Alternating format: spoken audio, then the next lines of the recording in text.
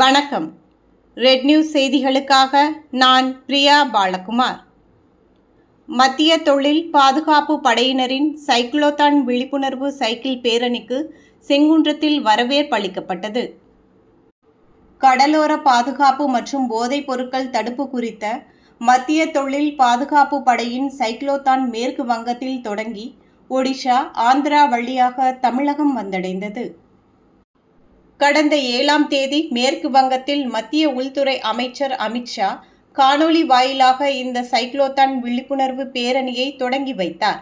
35 வீரர்கள் சைக்கிளில் புறப்பட்ட இந்த பேரணி ஒடிஷா மற்றும் ஆந்திர மாநிலங்கள் வழியாக தமிழக எல்லையான ஆரம்பாக்கம் வந்தடைந்தது. அவர்களுக்கு உற்சாக வரவேற்பு அளிக்கப்பட்டது.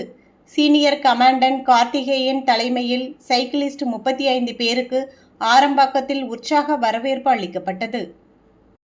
பின்னர் ஆரம்பாக்கத்தில் உள்ள தனியார் திருமண மண்டபத்தில் மீனவ மக்களுடன் மத்திய தொழில் பாதுகாப்பு படையினர் கலந்துரையாடினர்.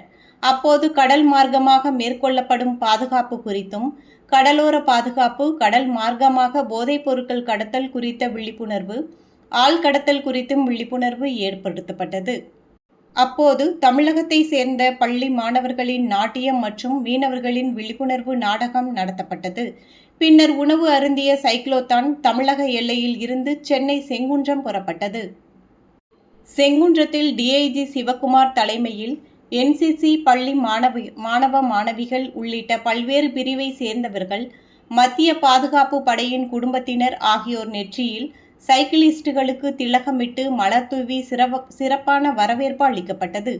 அவர்களுக்கு தர்பூசணி, ஜூஸ் உள்ளிட்ட பழ வகைகள் வழங்கப்பட்டது.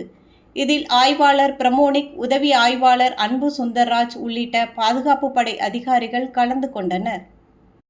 கடந்த 7ஆம் தேதி மேற்கு வங்கத்தில் தொடங்கிய சைக்ளோத்தான் வரும் ஏப்ரல் 1 கன்னியாகுமரியில் நிறைவடைய உள்ளது குறிப்பிடத்தக்கது.